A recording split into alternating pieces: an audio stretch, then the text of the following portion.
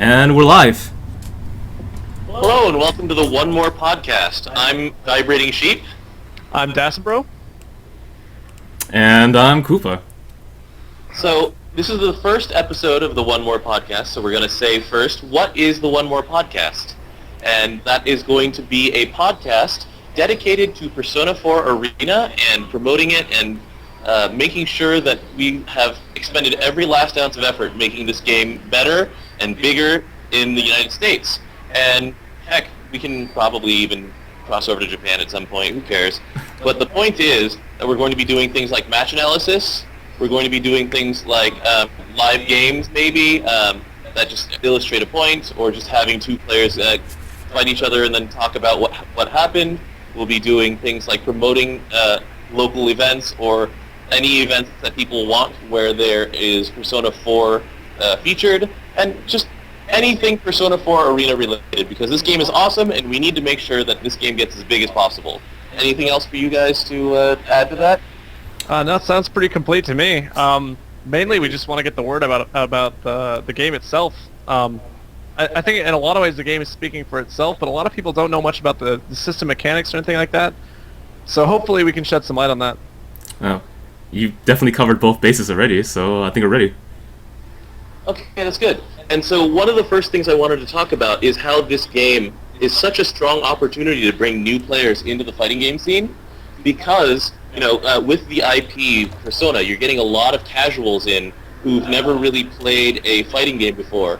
And one of the ways to make this scene as big as possible is to make sure that those guys feel welcome. And so what do you guys have as suggestions for how to bring those people into the game? Okay, first I would try to create a stable venue. That's probably the number one thing, actually, for me. And once you have a venue, then people who are interested in the game can meet up with weeklies, or maybe even, I think dailies a little bit much, but monthlies also are possible. And you can help create a community based on that. But it's not just the venue that's important. It's also, I would say, just find the right people and put them in together. Because I feel like the reason why Persona 4 Arena is so successful is because, well, it caught on two markets, right? The fighting game market and the role-playing game market. Right. And, well, it shows in the sales. Apparently Persona 4 Arena is the fastest sailing fighting game since, what, Super Street Fighter 4? Maybe I think it sold better than it. Sold better than It definitely sold better than Street Fighter 4, actually. It sold better than any fighting game in the past, like, 5-6 years. And it's based on, it's based on it not necessarily being just a fighting game. It's based on it having, a real RPG-based story. And so, people kind of had that with BlazBlue a little bit. People liked the story of BlazBlue, but that was a different matter. That was a fighting game that happened to have a story. This is something that people will play purely for the story. Right, And because Persona already had a fan base. It wasn't a newly created title like BlazBlue. The Persona title's already incredibly popular. And so yeah, a lot of people who wouldn't normally buy a fighting game are going to buy this game specifically because it's a sequel to Persona 4. It shows you what happens 2 months after Persona 4. No spoilers. Alright. Let's see. But yeah, one thing that actually would be important for me to create your own scene and bring in new players is that it's really frustrating for a lot of players to come in and they're playing out of their skill level. And so if you just try to bring in casual players, they're going to get frustrated really fast because they're going to lose all the time. And no matter how determined you are to get better at a game, if you just lose all the time, you're going to get frustrated. And so one of the major things is that you need to be able to match them up against people of their own skill level, and that's going to be one of the hard parts. Like, playing online is really difficult for people who are casual players.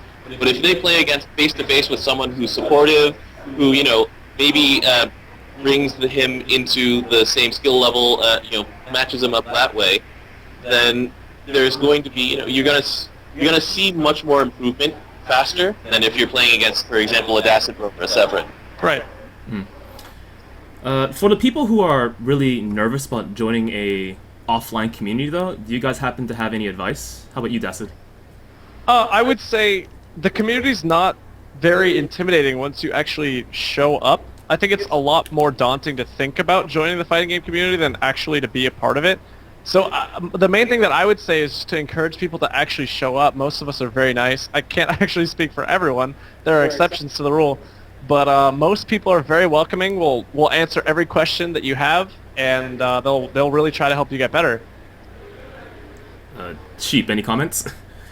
The main thing is that, don't play anonymously online. One of the keys is that since, we're doing this as a community, you need to sort of build a friends list on, PSN or Xbox Live or whatever you use in order to say, hey, whenever it's not a weekly and I just want to practice, you want to just match up against me and we'll talk over what we're doing and we're doing wrong, what we're doing right. And you know what? Sometimes we're just going to mash a little bit and have some fun, and that's still acceptable. Right. Like, coming from personal experience, I was actually kind of nervous when I tried to enter a different community because the way I see it, the fighting game community as a whole it's nice, it's pretty strong, but it's also segregated into certain areas, right? You have the Capcom games, and then you have, like, the Air Dashers. And right. I came from a Capcom background, and going into, like, BlazBlue, for instance, I wasn't sure how to approach it, so I spent most of my time, believe it or not, online. And then finally, someone from the community, gave me a push, and I got in there. So I definitely agree with what you guys are saying about, That's a very real barrier. Coming from Capcom to the games that are considered like more anime games, it's actually really hard, and it's actually just as difficult going the other way. When I was coming from BlazBlue going into Marvel, it was a very intimidating barrier because I knew that no one would respect the fighting game background that I had in that community for the most part. I think we really need to work to disintegrate that like imaginary barrier that keeps these two scenes apart. I know I've been trying to do that. I hope that we can work to accomplish that in the future. First things first, Dacid. Yeah. You have a random echo on your mic right now. Okay, I think it's because I'm standing too close to Dacid. Yeah. Okay. We just fixed that. All right, gotcha. Dom. Hopefully that's fixed at least. Perfect. Yeah. Do you happen to have any words on this topic as well? The main thing for bringing in new people, bringing in people from Capcom community over to, hold on one second, let me grab my notes. Just gonna go over here. But yeah, the main thing is that going over from Capcom to Air Dash, for example, it feels like it's a really big step. Now consider that these people are going to be coming from RPGs into fighting games. Yeah. And so there's going to be a huge intimidation factor because RPGs are a completely different scene from fighting games. And so the number one thing that people need to do is, don't pull out the old insults. You can't call someone a scrub. You can't call you can't call someone a noob in the same way and expect them to have that fire in them to get better because it's a different kind of scene. It's a different kind of player.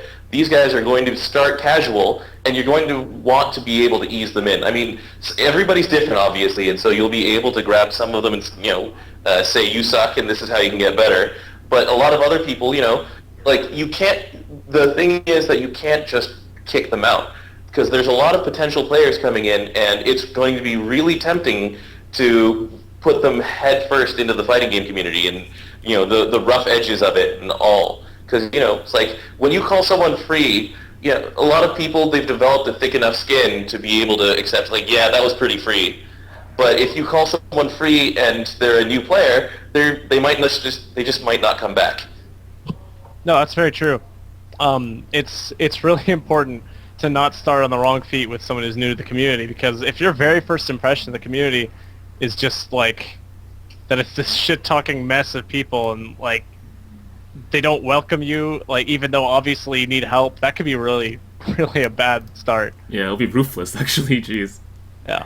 And it's not just a matter of being ruthless and cruel and cutthroat and stuff like that, too. Haunts actually made a good point on Twitter to Dacidbro that a lot of people even when they're just on a mic and messing around, they're representing the game. Yeah. And they're representing the community of the game. And you have to keep that in mind, because when you're commentating, when you're on the mic, when you're playing, when you're on camera at all, when you're online talking over a headset mic on Xbox or something, you are representing the game, and you need to be aware of that, because you can't just pop off and expect people to pop right back off. That you have to be keeping in mind this whole new mindset.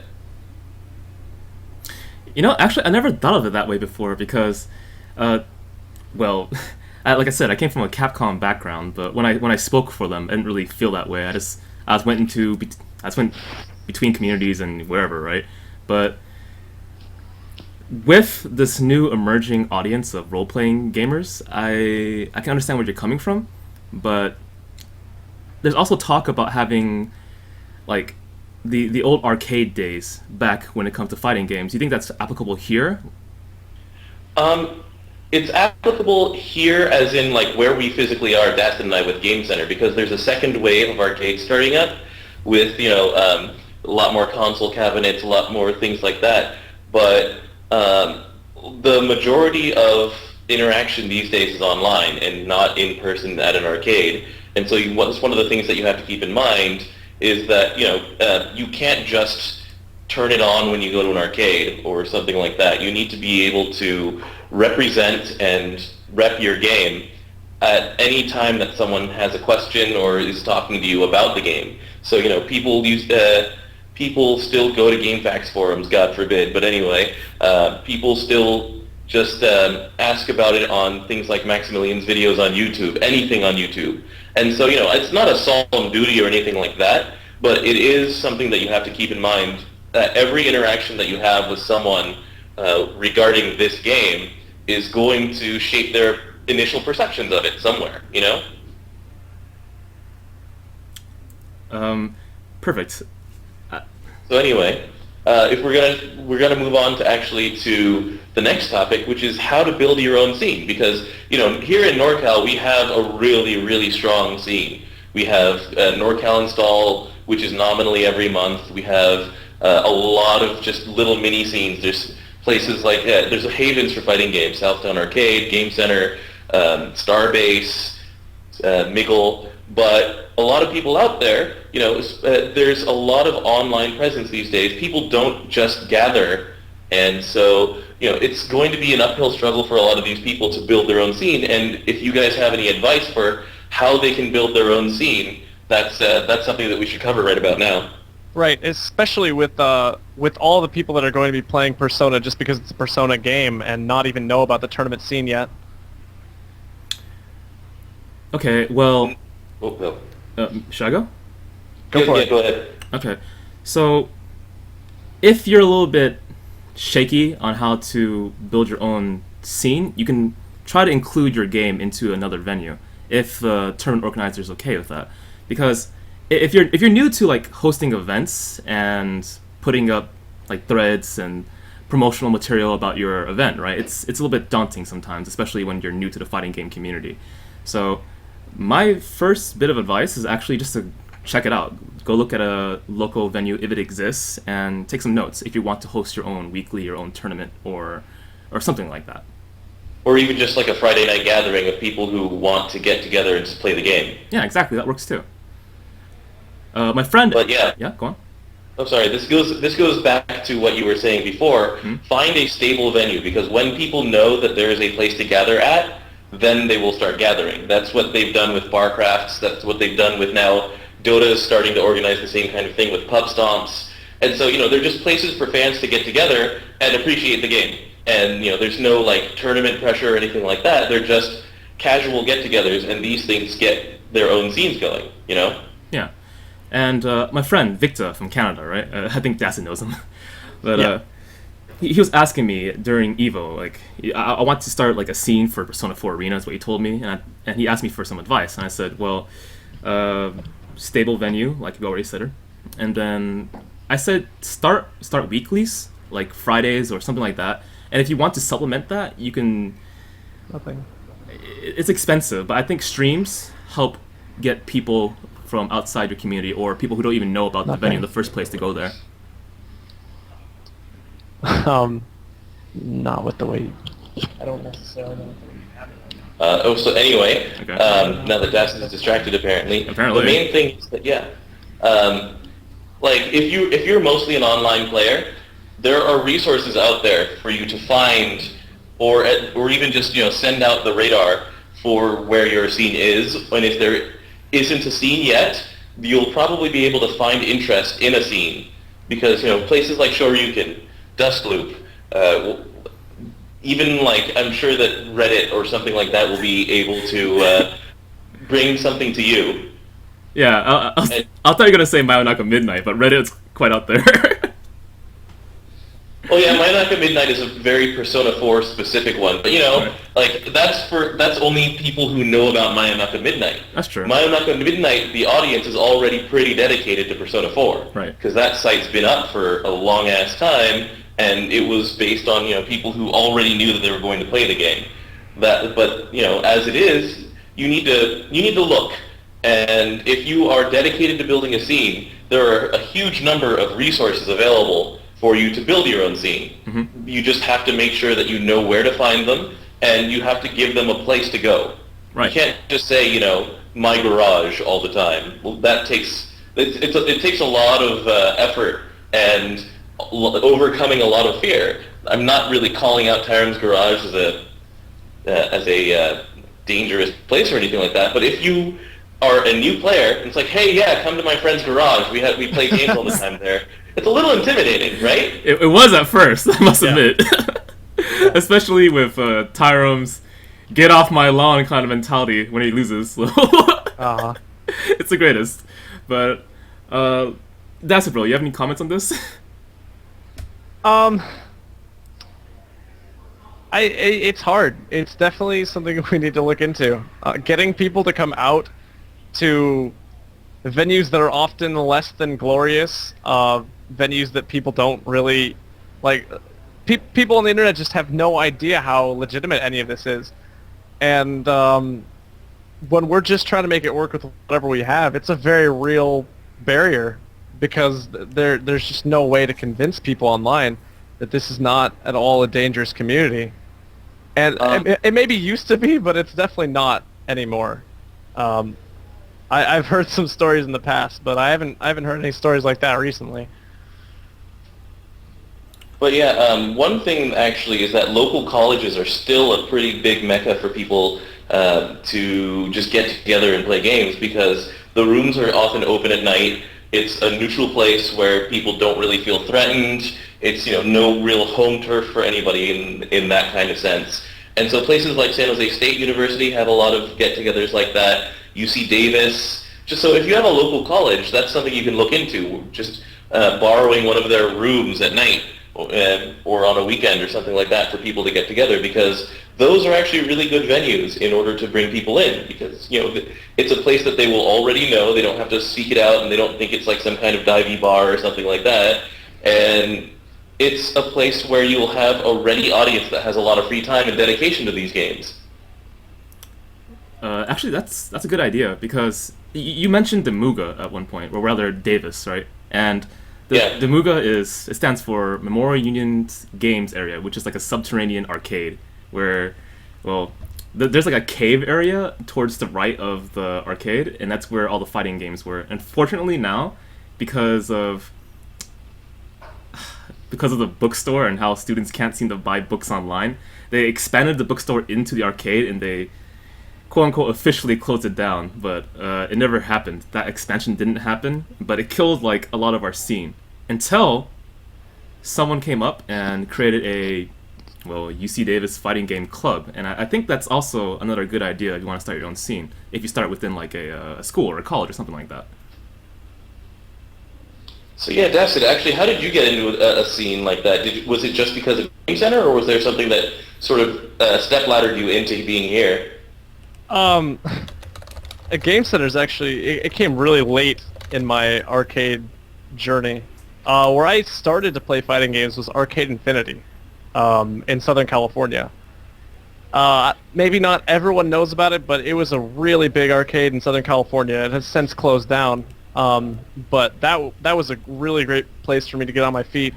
I met the people that I met at Arcade Infinity first at Cut 2, which was a tournament that was in the middle of California in San Luis Obispo. So when I went to Arcade Infinity, I was already acquainted with everyone, but the biggest step for me to enter the fighting games was to go to a random tournament in San Luis Obispo. It was about 3 hours away. And I just drove there alone, just kind of like out of faith, and I met everyone through the day. So then when I went to Arcade Infinity, I already knew everyone, so that wasn't at all daunting to me. And at Arcade Infinity, I made a lot of friends. I made a lot of people mad.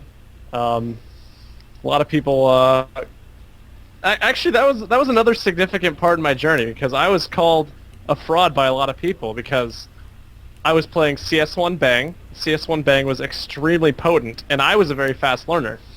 So I was beating a lot of people that they believed I shouldn't, and they reacted in a way that I would say is maybe immature. But if I was most people, I probably would have left the scene with the reactions that I got. Thankfully I didn't, but it was a very hard first step for me because they like really lashed out at me. So I think that's probably another thing we should avoid as a community. But I think at the point that someone is beating people in tournament, they're probably already part of the scene enough to stand their own ground. But that was like the first steps in my fighting game community step. Okay. That's interesting. Actually, it kind of leads into the next couple of topics I wanted to talk about. One of these things is that so tier lists on day one, a lot of people take them as a bible, and whoever plays a top tier character is obviously a tier whore. Whoever plays a low tier character is doing it wrong in a lot of these, fighting game parlances. And this is the thing about Persona 4. A lot of people will be playing characters not because of how they play, but because they liked the character in the RPG. And for everybody who's going to be, say, a Mitsuru fan, they really loved the character in Persona 3, a lot of people will be like, oh, fuck that character, you're so cheap. And then there's a lot of people who will be new to the game, they just say, I just really liked her, Yeah, I think a lot of people do early tier lists all wrong. I think early on in the game, maybe it's not necessarily true with Persona because the game's already been played a lot in Japan, but early on, a tier list doesn't really mean almost anything. It basically means what we know, and then there's just this massive gray area of what we don't know. The early tier list is almost never right. Just look at, like, Marvel vs. Capcom 3, and take any early tier list compared to where it is now, and you'll see... Wesker's the best character in the game, wow, wow, wow, wow, wow. Exactly. But, I mean, even then, a lot of people take tier lists, and they blow it way out of proportion. Like, either, if you follow tier lists, you're some kind of tournament whore kind of guy that's taking the game too seriously, or if you don't look at tier lists and take them seriously, you must be a scrub. And neither are necessarily true. You can definitely compete in tournaments with mid-tier and up characters. So it's not like you have to play the absolute best or the absolute second best. And even after that, there's really no reason to look at someone who's playing the best characters and be angry about that. It's a nonsensical reaction. I mean, if you wanted to win the tournament, it would make sense that you picked a good character, and you should respect that, and it should be just okay. There's no reason to be upset about people's characters, really. Okay. Well, if I were to think of a tier list right now, I was considering using the SBO pre-qualifier results, but then I realized in my head, and some help, that all the Chies that made it into SBO, I think they made it because of version 1.0, and then midway it updated. Almost definitely. Yeah, and then Chie got nerfed, right? And even then, the Chies after the nerf have been playing her for a very long time and are probably at mastery level, right? In a lot of ways. So, or at the current metagame mastery level. So, basing a tier list on tournament results is always very dangerous. But you were also saying that like early tier lists aren't really that reliable because it's what we know at the time, correct? Right. Exactly. So that's why I banked on a chance that I thought, my character, Shadow Labrys, I'm trying to learn her at least. Uh-huh. I felt that she came in a little bit late during Arcade because she was not for the starters, right? She got revealed, after Elizabeth or before Elizabeth? It's one or the other. After Elizabeth, I think. After Elizabeth, right? Yeah. So then she had the least amount of development of the characters in the game. Right. Yeah. So I was going with the concept that maybe after console, more technology be made for non-top 4 characters because, it's available for more players, and then more players would hopefully share information and then make other characters stronger. Right. But I think the reason why people are so hung over, whatever you want to call it, over a tier list is because so much available information is there for, let's say, top 3 or top 4. Like, in this situation when Masao played against Mr. Bro-like, or whatever the hell's scrub number 2 or 3 is, right? He did he did standing A, standing B, and it worked really well. It was a good anti-air, or it was a good reversal, or something like that. And then you factor in the knowledge that already exists to help you play the game better, at least at an earlier level than most players. Right. So tier lists are just like, once again, it's what we know at the time. I agree with you there. They could be accurate. They could not be accurate. And it's very difficult to tell in a lot of cases because most people in the fighting game community aren't particularly creative. A lot of people just do not invent anything for their characters ever. And in a lot of ways, that's fine. I understand a lot of people are busy. A lot of people just want to win a tournament. But if no one's inventing something new, you'll always have that new thing that comes out at a big tournament, and you won't be able to deal with it because you don't have anything of your own. Right. And for games that don't have that many resources, or I don't want to pick on anything. I like King of Fighters 13 a lot, but I felt that a lot of the forums didn't really talk about technology. They talked about combos. Yeah. Right. So people That's a big problem, actually. Yeah, right? So when I was trying to play a character better, or like make a more quote-unquote tournament viable, for example, Leona, right? I was looking at Leona forums, like, this is all combos. Like, what can I use? Besides, like, learning the combos, but what else? What can I make my neutral game better, or my Oki better, or something, right? I felt like to be more... to be like a better player with X character that isn't top tier, you have to create your own technology, and that's what I ended up doing, unfortunately. Right. I'm hoping for like Persona 4, it's not going to be that case. Yeah, I think if we establish early that combos should not be the focus of almost any discussion, almost ever, that'll be really good for forums. Because what people always do is they get so caught up trying to make these new combos, and in the end, it's just they can't do anything with it because they haven't discussed footsies, they haven't discussed mix-up, they haven't discussed anything that's actually important to winning a fighting game. They only know how to do a combo, and they don't know how to get the hit, or they don't know how to get up off the ground. It's a big problem of a lot of online forums, and a lot of online players as well. Well, it's not just online forums, too. It's just any kind of thing, because what people remember, what people notice is Flash. And that's what you see on YouTube. You know, you see combo videos, you see music videos where there happen to be combos in there. You see, like, hey, this guy landed an instant kill. And no one will watch the videos where it's like, and this is why he landed the instant kill, like frame by frame, this is exactly what he was doing, blah, blah, blah. And that's going to be part of the purpose of this podcast. You know, we're going to be talking about things that people won't normally talk about. We'll talk about neutral game. We'll talk about air-to-air normals, you know, that kind of thing. All sorts of things that people might find boring but are really important to making your game better. Right. It's sort of like the old... Oh, go. If you didn't know that that's why your game was bad, now you do. Exactly. But, you know, it's one of those things. It's what Cross Counter used to do before they became more of a talk show. They used to just analyze a match back to front and say, and they would pause at one point and they would say, okay, this is exactly what they're thinking, or at least as far as we can understand it. And this is, you know, why they did this move instead of that move. And the early days of Cross Counter, when it was a little much more technology-based and a little less entertainment and news-based, that was the part that I really loved. You know, this is not a call out of Cross Counter. I love their show still. But, you know, sometimes someone has to be there and say, and this is why you suck. And this is why this guy that we're watching right now, frame by frame, is better than everyone.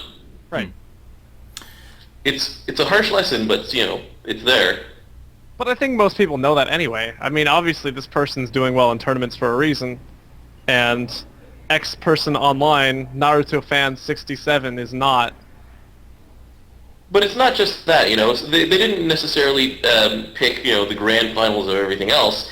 They would also often just pick, some random game during a tournament, and they would say, okay, and we find this interesting for all of these reasons. People will watch grand finals, of course. 90,000 people watching grand finals in KOF. There was a lot of hype and things like that. But what I would really love to see, and what this show will provide, is that match-by-match analysis. This is why he chose Clark. This is why he chose, this is why he switched up his order. Coopa, that wasn't aimed at you, I swear. I'm sorry. I'm sorry, Bala. Do you guys know the story about that? Bala and Evo. I'll tell the viewers really quickly, okay?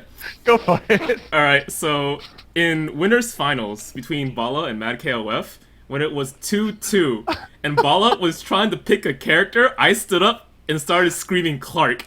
And then people started chanting after me, and he lost because of it. I don't think he lost because of it. He probably did. He probably did lose because of it. It was all Koopa's fault. I'm so... Dude, I love Bala. I just feel so bad about that. It's not your fault, Coopa. Anybody could have just started a Clark chant and made him choose Clark, who promptly did poorly against Wolon. Oh god. Just want to give a quick shout out to the stream chat. Already have a Naruto fan 67. You guys are really on your game right now. Are you serious? I am saying you are a scrub because of your name. Oh. What was your name before you were Dacidbro? I didn't have one before that. It's actually just a typo of my name, and I used it for gaming. Oh, okay. Hey, Dacidbro, remember, we've got to be welcoming here. There will be people who are, going to be coming in here from the anime background. We can't exclude them. So Naruto fan 67, I love you, and I'm not judging you. What are you talking about? We're gonna exclude anime fans. Persona 4 Arena is not an anime game. Come on, guys. Oh my god. Alright. But yeah, I mean, this is a matter of, this has been the subject that we wanted to talk about a lot, is how to improve your own game. And all of the things we've been talking about have been about that. You need to have a scene to practice against, because you are only as good as the people you play against. You can do the perfect, combos against the computer all the time, but once you actually start playing against real people, that's really when you start getting tested. When you start getting, when you can be an online god, but people won't really consider you anything until you go in person, and you go into a lagless environment, and you go into a loud environment outside of the comfort of your own home, and you need to be able to do those exact same things under a lot more pressure. Or even not that much more pressure. Maybe it's just you and your buddy on the couch playing against each other. That's still completely different. And you and your buddy will only get as good as the other guy is. And so that's what we're going to try and promote with this podcast, is getting people to have that scene, to have that competitive urge, or even if they don't get that competitive urge, they get just the love for the game that we have. On the topic of how to improve your game, you said that you're only as good as the people around you, and I completely agree, actually. So it feels like only NorCal does this, I swear, okay?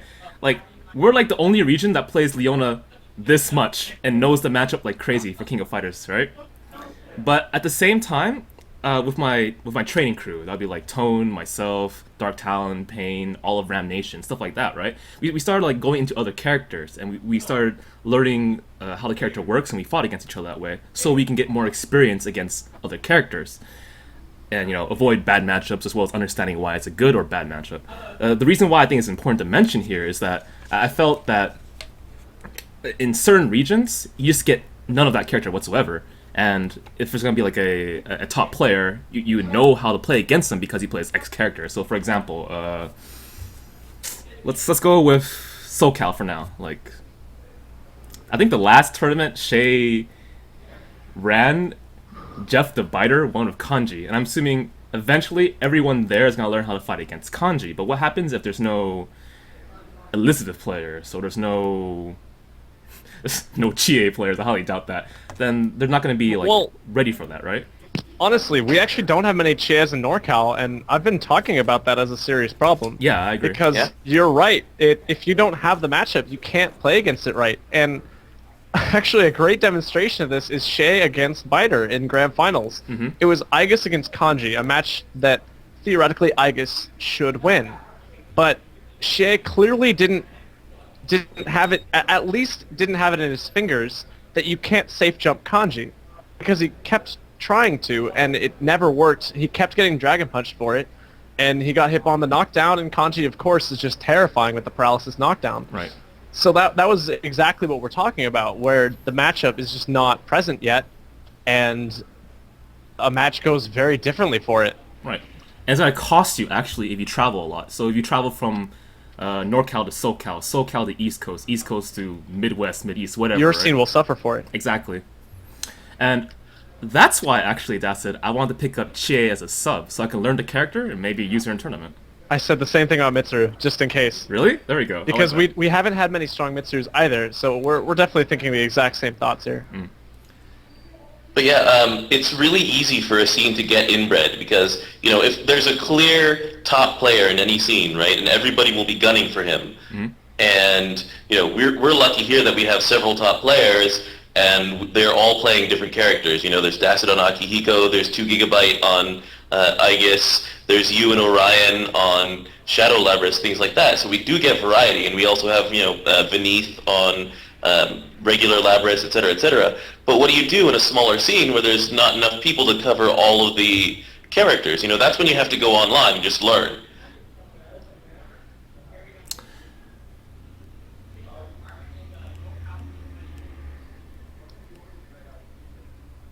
Oh, I'm sorry. I was just messing around with the stream. Oh, okay. I was trying to figure out if you were talking or not. But anyway, so yeah, that's when you want to go online. You need to be able to learn everything you can if you want to get better. And learning your own character, that's great and all, but you have to learn what about your specific character is going to be useful against other people. And there's no substitute for experience on that one. So even once you've built your own scene, you know, once you've gotten a bunch of people together who enjoy the game and want to play the game against each other, you still have to be able to recognize what is lacking, what you're missing. You know, if you don't have a kanji player and you've never played a fighting game before and you don't know about how to fight against Zangief, you don't know how to fight against Tager, you don't know how to fight against Potemkin, then you're going to get brutally suppressed by any grappler in any game ever. Exactly. You know, you don't know the theory of how to fight a grappler. You don't know why you don't want to, you know, do certain things against a grappler. And you'll need to be able to go online for that. And that's where people who play mostly online will have a little bit of an advantage because they'll be able to play against anything and everything. Which is one of the benefits of online, where you just get all the matchup experience you can, try to apply it offline and see if it's valid or not. And that's pretty beneficial in my opinion. But I was wondering if you can move this a little bit forward in the terms of how to improve your game. What do you think is important for a player to be considered good? Like what fundamentals, what understanding of the game, etc.?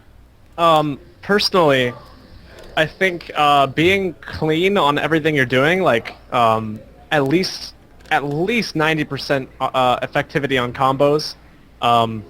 Mix-ups should work 100% of the time. So that should be just like foundational for every single player. If you're noticing you're dropping all of your combos, or even if you're just dropping some of your combos, keep working towards 100%.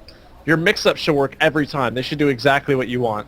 And if that's not the case, that needs to change very quickly because that's going to those things are going to cripple you at a level that you won't be able to understand because you'll lose matches that you shouldn't have, but you won't know that you shouldn't have lost them, you know? So those should be foundational. Past that, I think calmness under pressure and adaptability are the two highest things on my list.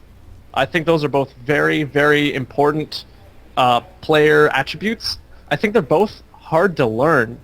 But if you have that or you're capable of learning them, it's very, very useful. Okay. In regards to execution, I feel that as long as you can land your combos when you want them, then you're good to go. That's ideal, right? Everyone wants that. But how it works is you have to go to training mode, you gotta spend X amount of hours until you get that the muscle memory down, and then once you get that pass, you can actually focus on the game. I feel that a fighting game isn't focused on the combos, it's focused on the thoughts of the players. When you knock someone down, what's he gonna do? Well, I saw that he DP'd 4 times when I knocked him down. I think he's gonna do it again. Well, guess what? He did it again, right? So how you break down a match in your head as you play, I guess you would call that mid-game analysis. I think that's pretty important. Yeah, I think a kind of a bad analogy, but one that will get the point across is like riding a bike is not about moving the pedals. Okay. But until you can and stay up on the bike, you can't do it yet. You know? Yeah, exactly. Like riding the bike is about what's around you and like where you're going and stuff like that. But like until you can move the pedals without falling over, you can't ride a bike. Right. That's what like combos and mix-up are.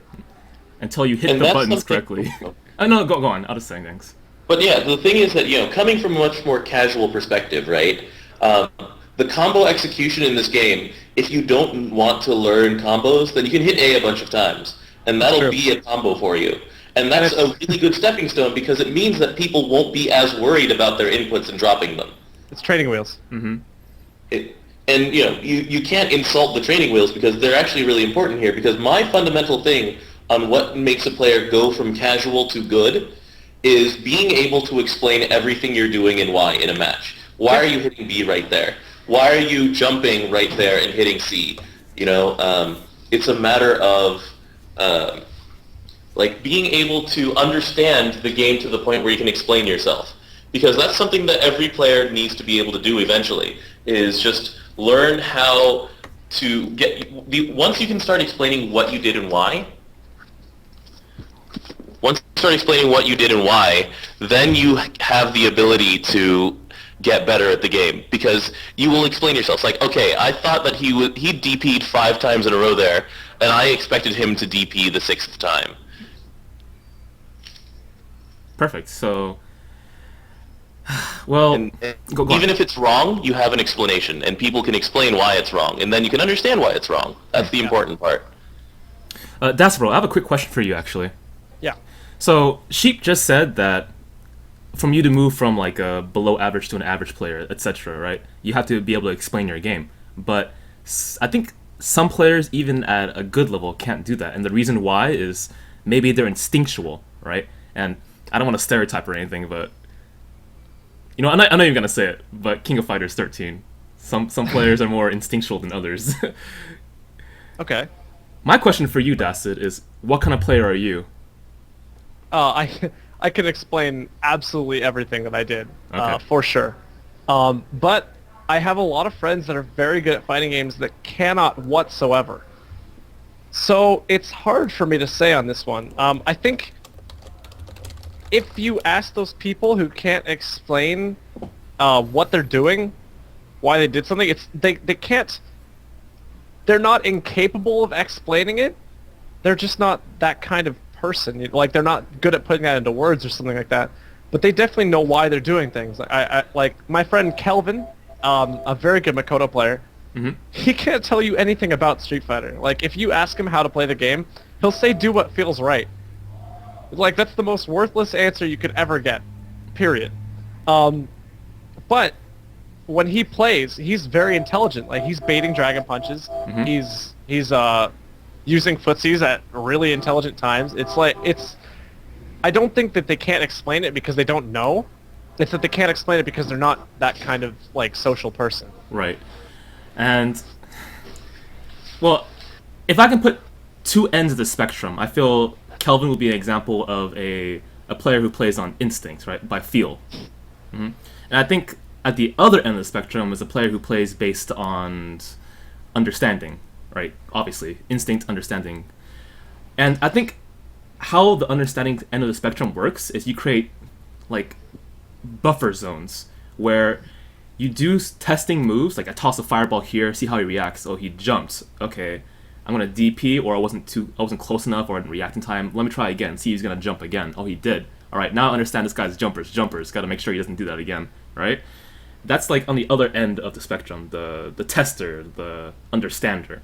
And next time when I play you, Dacid, I'm gonna keep that in mind so I can fight you.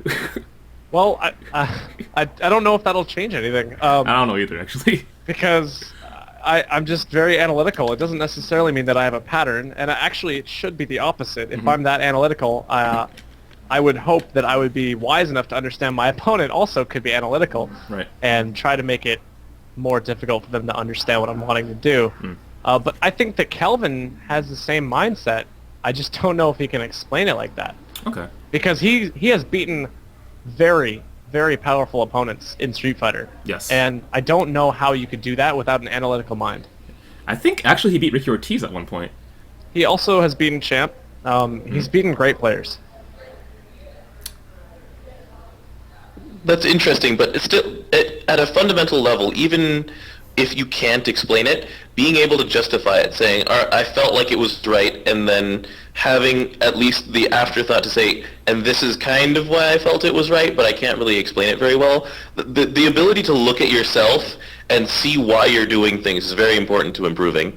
Right. Or at least to understand, like, maybe your hard callouts aren't landing very often. You're probably wrong about your analysis. Or, like, maybe they always work perfectly. I mean, obviously you're doing something right. The results will speak for themselves. So anyway, yeah, that's basically how we think about, how to improve. There's a lot of different valid ways to improve, but, having an understanding beyond just being able to repeat a combo video, that's all very important. And, it's going to be really tempting for new players to go onto YouTube and search up, like Narukami combo video. And they'll be like, oh man, this guy is godlike. He can, do 7,000 damage. I should learn how to do that myself. And as Dacidbro pointed out, that's probably going to lose to someone who has a good understanding of what A does and just, hits A, and does the dirt simple combo, but he knows how to hit it. It's, an old martial arts principle. I'm not scared of the guy who does 10,000 moves once each. I'm scared of the guy who does one move 10,000 times. Bruce Lee? Yeah, I think that's actually really, really useful in fighting games. Because I'm going to hit you with the same mix-up 10,000 times, and I'm not going to change it except to make it a high or a low. And it's going to work a lot. Eventually, and yes. The guy who has a 10,000 damage combo, if he doesn't have the mix-up, how on earth is he going to hit me? Gotcha. It actually reminds me, back when I was training at the Barricade, I had a friend, G. He was godlike at Soul Calibur, and he would declare to me at the beginning of a round, it's like, all I'm going to do is throw you. This entire round, all I'm going to do is throw you. And when told that, you would play differently, blah, blah, blah, but he was so crouch. Yeah. But the thing was that he would be playing a character with a crouch throw. Oh, of course. Okay, damn it. I was going to say I was going to crouch. But that was the thing. He would just declare, it's like, all I'm going to do is this to you. You need to learn how to fight that. And he had practiced just those moves so many times that he would be able to land all sorts of insane things doing just the same move over and over again. Like, you knew it was coming and you couldn't beat it because he'd practiced it more than you had. And that's the principle of it. Like, even if you only know how to hit crouching A, standing A, standing A, standing A, that still does, a reasonable amount of damage in this game. And it's all, if you are better at landing a jab than the opponent is, then 9 times out of 10, you're going to be able to hit him. Like, all you need to be able to do is learn a certain number of moves, focus on them, and learn how to be able to hit them in a live environment. Right. And from there you can get fancy, sure. But when it comes down to it, you need to be able to think to yourself, okay, I am going to try and land this move. How am I going to land it? And that requires an understanding of your character, that requires an understanding of neutral game, blah, blah, blah. But when you come down to it, it's a matter of practice one thing and get good at it. So anyway, the next thing that you had on this topic list, Coopa, was players to look out for in the near future. Yes. You know what? Dacid, how about you? I want to hear your opinions. Is this specifically for Persona? Persona 4 Arena in America. Okay. Okay. This list is this is gonna be hard because I know I'm gonna leave someone out, and someone on Twitter is gonna get really mad at me. Yes, that's the best. I'm gonna try to hit as many different people as I can in every different region. Okay. Northern California. I know that I'm trying to get very good. Beneath, also known as Wall Jump Man, Apology Man. Yep. 2 GB combo. Yourself, if you take it seriously. Orion X Elite, maybe. Mike Muscles is actually getting quite good at Yosuke. He's very new to fighting games. It's really cool to watch him grow as a fighting game player. He actually started with Persona. He's about a week in, and he's already one of the people I have to take the most seriously here. So that's really cool. I think in the future he'll be really good at fighting games. Spirit Juice, Finestko might be a really good Mitsuru. I have no idea. Depends on how seriously he takes it. Pain and Dark Talon are actually both really good. Yeah, it scares me. They are both coming from a bunch of other fighting games. They have a sibling rivalry, and it makes them very good at every game they play, so they'll definitely be terrifying. Have I forgotten anyone from NorCal? Let's just skip it, and let's see what kind of, tweets Okay. tweets you get later on. Nothing else is coming to my mind. I'm sorry if I forgot you. Southern California, I would be shocked if Shea was not very good at the game. Yeah, I agree. James Shea from Arcsys. The Biter is usually good with all the games he plays. He's already won a SoCal tournament. Well, there we go. So right? he's probably going to be very good. DS Move, also known as Bobby, probably going to be a very good player. I don't know what he's playing, but probably going to be good.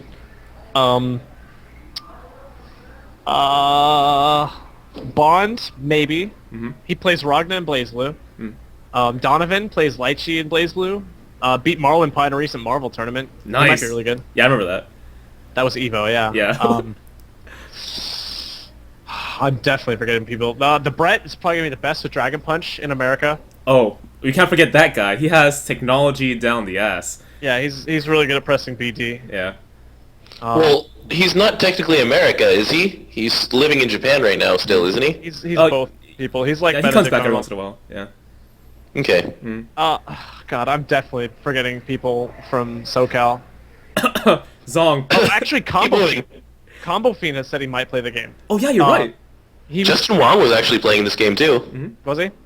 Yeah. I mean, it goes without saying that any of these top Capcom players, if they played the game, they would probably be very good at it. Right. So I'm not going to really go into depth with them because I don't know how many of them will actually play it. But I'm definitely forgetting people from SoCal, but I can't think of any other names. Don't worry about it. Just keep moving. Keep moving. You'll get hate You mail. don't know later. how dangerous this is. I know. That's why it's funny. Okay. East Just putting Coast. Dacid on the spot. Should this be a regular feature? Putting Dacid on the spot. Yes. Sure. Why not? From Texas, probably I'll go down the list of the best people I would expect from Texas. I would think that if Kenzo took it very seriously, he'd probably be very good. Kid Viper will likely be one of the best in Texas. Poser Wolf, I really have no idea. He was pretty good when he took BlazBlue seriously. Mihei, if he picked up the game, would probably be really good. Jan has always been really good. Stone could be good. The Jordal-based PSR YouTube uploader. He's in Texas? I don't actually know. I don't know where he lives, but he gets really mad whenever I talk bad about Texas. Oh, okay. So maybe he is. There we go. he's somewhere around there. He's Right. like the best. He's the best at uploading videos. Anyway, that's Right. for sure. I'm definitely forgetting Texas people. God. I am definitely forgetting Texas people. Move on. Keep Anyway, going. moving Pacific on. Northwest. All right. More angry tweets. Go on. Everyone on the East Coast, I would say Lord Knight is going to be godlike. No question Oh, I about was it. hoping you'd leave him out. Damn. If Zidane is playing the game, he'll be amazing. Oh god, there's so many people on the East Coast. Diado could be good. Mash That 5A could be good. Super Kawaii Disu could be good. If any of the Capcom players play it, they could be good, like Chris G or Marlon Pie, etc. Right. Uh, Chris Who's Jitters. Who? Chris Jitters. Chris Jitters. Yeah, it's like the twin, the twin Spooky. of Chris G. Spooky would be good. Spooky. Spooby, please. Playing this would be hilarious. That'd be great, right? God, I'm forgetting so many East Coast players. Whatever. Let's just move on. Okay. That's about all I've got for America. We didn't do it. We didn't do PNW. Pacific Northwest, Washington. Damn it! I was hoping you forget. God, if I had forgotten about that, there would have been no end. I know. Huey's gonna be really good. Spark's gonna be really good. Right. Veteru, if he plays it, it's gonna be really good. Wuku would be really good. Kaigu will be really, really good. Mm-hmm. SG could be good. Dusty could be good. I don't really know. There's a lot of people in Washington that have a lot of potential. They haven't really reached like the maximum yet. Mm-hmm. God, who else is Washington I'm forgetting about right now? I am definitely... You ready to move on to the next question? Yep, let's move on to the next question. Everyone, if you forgot, to tweet Dacid because he didn't mention you in this podcast, please do so now. Actually, from the East Coast, will actually be really good. He was a good Makoto player in Extend when she was terrible. So he could be really good at that. I already said Vatera. Oh, no, someone asked that who. Oh, okay. Alright. Alright, so anyway, there's a lot of players to look out for, but the number one player you should look out for in this game is yourself, to be perfectly honest about everything. Because, it's going to be really early, and you can't just copy other people's technology, because you need to be able to get your hands on the game and play it yourself and get an understanding of what's going on and why in order to, get any kind of foothold in this game. And so that's the number one thing I need to recommend. The number one player you should watch out for is you and your buddy. I agree with that. I would say that if you don't think of yourself as a top player, but you're aiming to win tournaments, you should take every measure to fix that. You should learn what those measures are, and work on your own gameplay. And ask top players, how do I get better? And continue to grind the practice, keep working towards it, That's really important in any fighting game. It's more important than getting mad that I didn't remember you as a player to look out for. Coopa. I'm not instigating anything. I'm just putting. No, you're not instigating at all. You're just making my life hell. I know, it's funny though. Yeah, we're not really instigating. We're trolling. There's a mild difference. Oh, God damn it. All right. I figure we should probably end on our last topic. Yeah, which is going to be events, and we're always going to try and call out upcoming events on this podcast when they're available. So if you have an event that you want to, promote on this podcast, it doesn't even matter if it's just a college gathering or, like a bar event like Dragon Lounge or something like that. We will gladly call out and give shout-outs to any scene that wants it here. Mm-hmm. But the number one event that we have coming up right now is the Finestko charity stream, which is coming up on August 7th, which is release day, and it runs midnight to midnight. And Coopa, Spirit Juice, you guys have Raikonami coming back for that one too, don't you? Yeah, we do actually. Yeah, this is going to be a big beginning to the scene, in my opinion. We have 120 people, from all walks of life coming to this event. We've got people who just want to come by and cosplay with fans. We've got people who really want to take the game seriously. We have a lot of RPG fans who just are kind of tentatively putting their first foot into the fighting game community. This is going to be a huge welcome, and we're really looking forward to it. Yeah, exactly. And I suppose now would be a good time to promote the event. So I'll just take it away. Is that okay with you guys? Go for it. All right, so I've done this so many times already, but as you know, on August 7th, which is release day, at midnight, Finestko Game Center Drum Structure and NorCal Install present to you a 24-hour charity Persona 4 Arena tournament. You can check the front page of Twitch TV because we're now sponsored by them, as well as Broken Tier, Mad Cats, Nels Energy Drink, and Atlus. The venue is in Northern California, 47 South B Street, San Mateo, California, 94402. And the Facebook events page is tinyurl.com/P4U charity. If you're going, please let us know. Tell us by marking yourself as yes, maybe, or no in Heart of Hearts. The stream is the one you're watching, twitch.tv/finestko, and the venue fee is $8, $4 to the venue and $4 to the charities. If you want to help us out, All you gotta do is tweet with the hashtag P4U charity to spread the word. Charities are Chicks in Crisis and Second Harvest Food Bank. Now, why go to a charity event? Well, of course, charity raffles, right? There we go. All right.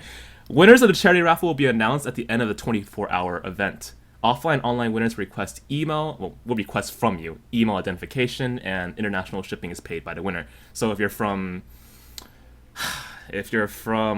Australia and you win a copy of Persona 4 Arena, we'll ship it to you, but you have to pay for the shipping. And on that note, keep in mind that the copies that we're going to get are region locked, so North or South American PS3 only. Raffle tickets are, $1 for one ticket, $10 for 13 tickets, and $20 for 30 tickets. The prizes are provided by Mad Catz, Atlus, Game Center, and Broken Tier. And out of my own pocket too, actually. The prizes are... Yeah, I think I'll be bringing some prizes out of my own pocket too. Oh, you really? That's awesome, dude. Yeah. Can you hint us one thing that you might bring in? Well, here's the thing, is that I can get any EA video game for like $10. So we'll see how that works out. But also, there's also sort of like all sorts of figures in my collection that I would be totally willing to give away. I think that I have a spare Aegis. I have to go check. I'm sure people would like that. But we'll see about that. If you have a spare, Rise, could you? I don't know. I know a lot of people who really like Rise, and I think I gave away my Rise a couple years ago. You know what? Too damn anime for me. You know what? Podcast over. Fuck that. Okay.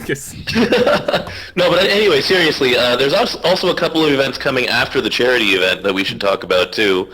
Dacid, you're actually driving down to SoCal for Uncle Valle's party, right? That's right. Yep.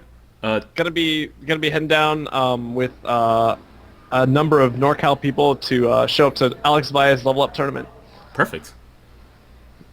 And yeah, he personally invited you, basically, didn't he? Yeah, he did. He talked to me on Twitter, and I said I'll definitely try to show up.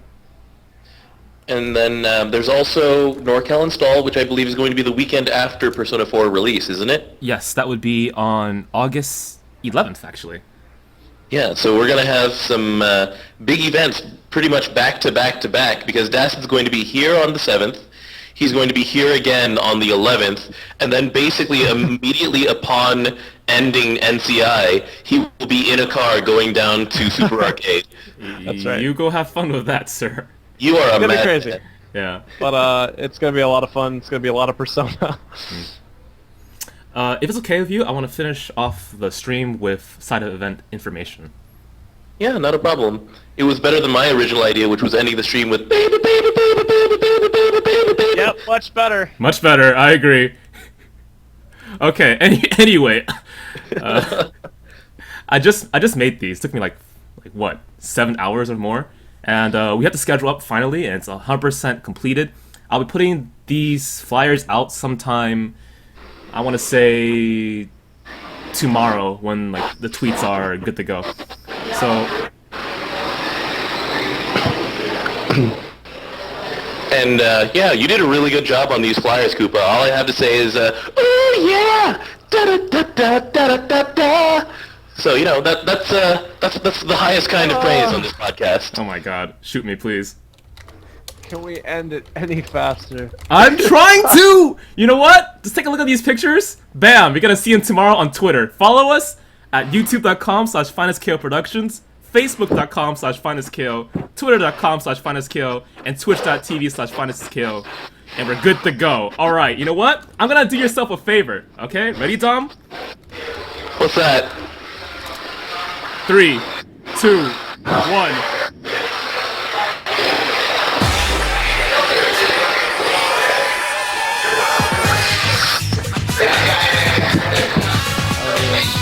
I don't know what's going on here. Okay. Are you trying to do something into Skype? Oh, I'm not doing anything. Oh, okay. Hey, Mikey, you want me to sing Rent a Hero? Maybe that'll be next episode.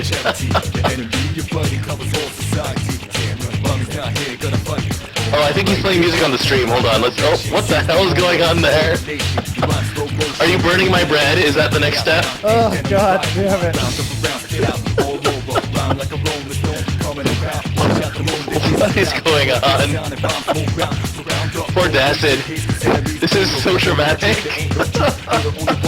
There's cheese all over my face. What is this? This is the greatest thing ever to happen in esports.